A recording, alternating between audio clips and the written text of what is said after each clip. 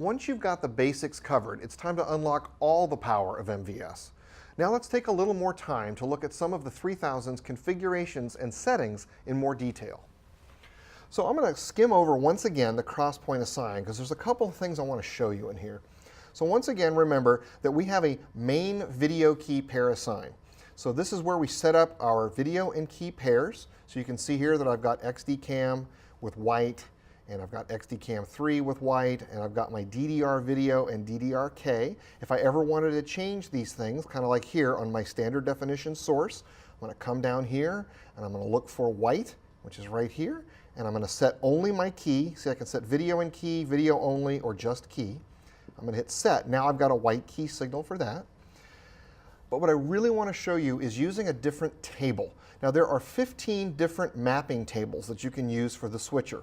Right now we've been using the main table. Now in my opinion, it's very important not to use the main table for your crosspoint assignments. Why?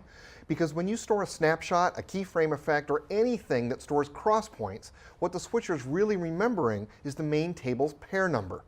If you use the main table, then store some snapshots, then later decide to move the location of that crosspoint, your effect will not recall correctly. So what I'm going to do now from the panel crosspoint assign menu, you can see that all the places in the switcher, ME1, program preset, all these are set to the main table. I'm now going to set all of these to table 1 by hitting all table 1 and hitting the table assign button. Table 1 acts as a translator for the main video key pair table. So when I go and store a snapshot on something that has table 1, it's remembering the position of the source rather than the button. So I'm going to recap quickly how to name your sources and how to change the button colors and things like that. So we're just going to hit this submenu called source name and source color. So we can scroll up here and we can see that here's XDCam 1, and we can change the name. Maybe we'll call this camera 1. Use my pipe symbol as I described before, which forces a carriage return. Hit enter, and now we can see that my camera, which I labeled camera 2, is sitting right here. We can also change the color of the button. Remember, I have 3 user colors, so I can sit here and change this. Let me turn off the tally so we can see it. I can change this right here, so you can see I'm going from white to blue to purple. And I can change what these 3 colors are by going to user color select, by simply selecting it and changing the color and hitting execute. So I'm going to show you one more thing. I'm going to go into engineering setup. I'm going to go to panel maintenance. And there's a couple of cool things in here. First of all, if you're using a mouse, it'll let you change the way the mouse works a little bit. You can turn a screensaver on in here so that it will just go to a logo on your touch screen here if you want to. But some important things are the panel sleep mode.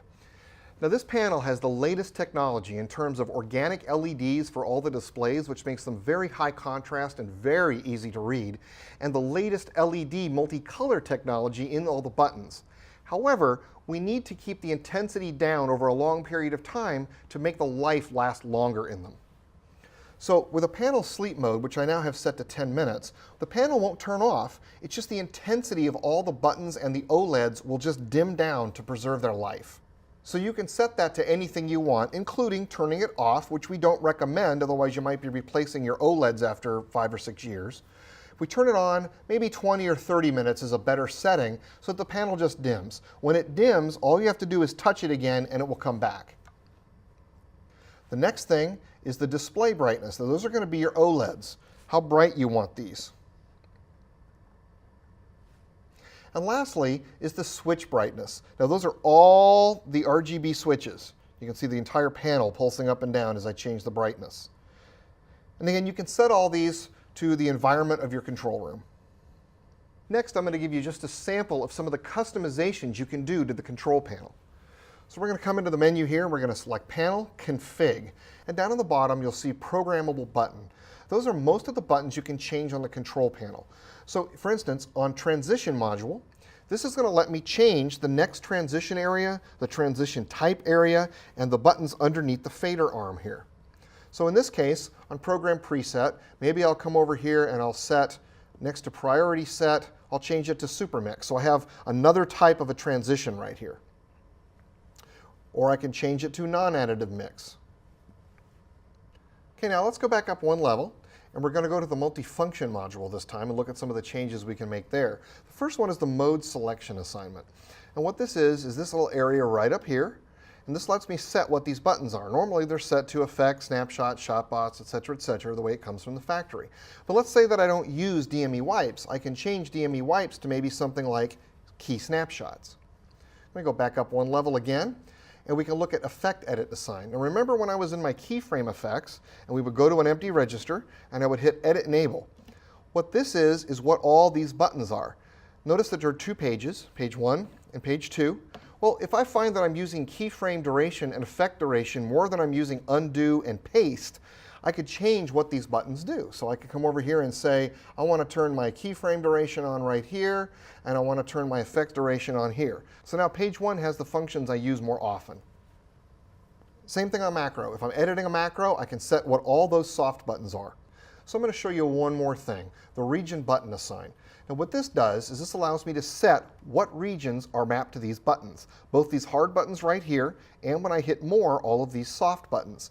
So you can see here that the first page, region button area, is set to these, ME1, program preset, things like that. The second one over here, memory recall by area, what this are these soft buttons. So see I have user 1, user 2, user 3. Let's say I wanted user 4 right here. I can take this, set that to user 4, and now I have all my users in one place. Last but not least, I'm going to show you one more great little trick. It's called button inhibit. Now I use button inhibit on the control panel a lot so that I can get rid of unused buttons. See here on my panel I've got camera 2, XDCam, DDR, and a blank button. Well, sometimes I don't want certain things. Like I know I'm not using format converter 2 and all of these extra inputs, so let's get rid of them. So what I'm going to do is I'm going to come to Panel Operation. I'm going to select Key Aux Function Assign. Now remember, this is what assigns functions to this first row of delegates on each ME bank. So I've taken the liberty of taking and putting a label inside this button called Inhibit Set. So I'm going to come over here right next to it, Macro Attach Enable, and I'm going to go here and find Inhibit Set, and I'm going to hit Set to turn it on. So now if I come over to the panel and hold down Inhibit Set, any of these cross points that I touch are going to turn off. So now I've turned off all of these that I don't need to see anymore, and I haven't had to do it from the menu. I'm going to release this. Now the buttons don't function. If all of a sudden I decide I need Format Converter 2, all I have to do is hit this, turn it back on. And now I'm just going to return everything back to normal. Now let me show you a way to recall macros, shotboxes, or virtually anything right from the crosspoint area on the switcher panel. So what we're going to do here is we're going to go into Panel, Preferences, and Utility, and select the submenu called Crosspoint Module Region Button Assign. What this is going to do is let us activate an area on the panel called Utility Shotbox. And that's going to happen right here in the old trusty 2 rows above the crosspoints. If I select this right here at the end, this allows the bottom row to become quick recalls for almost anything I program into them. So for instance, let's go up here and take number 1. Right now it's going to recall macro number 1. But I want to do something else. I want to recall a utility command. One of my favorite utility commands is to come down and turn on a safe title.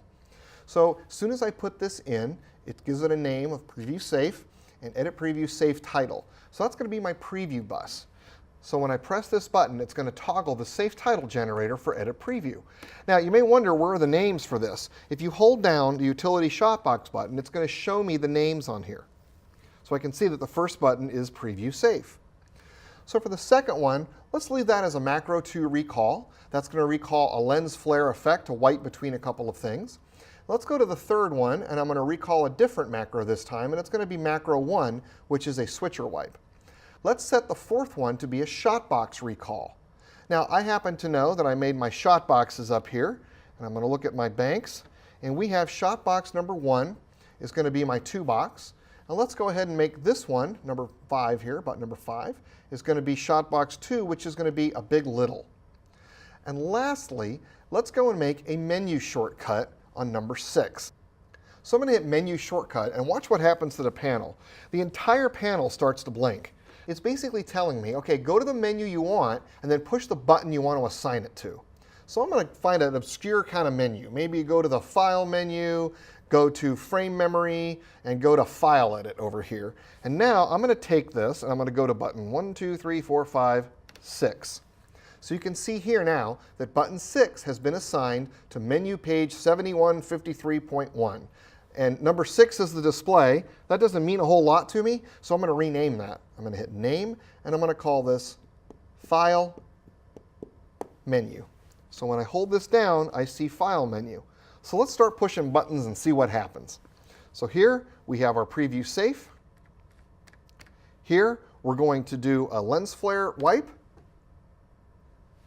Here we're going to do a switcher wipe. That shows up my little logo here. The next one, we're going to call up a double box effect. First, it's going to happen on preview since it's just going to call it up, and I'm going to take that to air. We're going to call up our big little. And lastly, watch the menu. As soon as I hit this, it's going to take me to the file menu that I was at. Now, it's really easy to get back off of this if I want to change my keyers. Just go and select DSK1, and now I'm routing my keyers.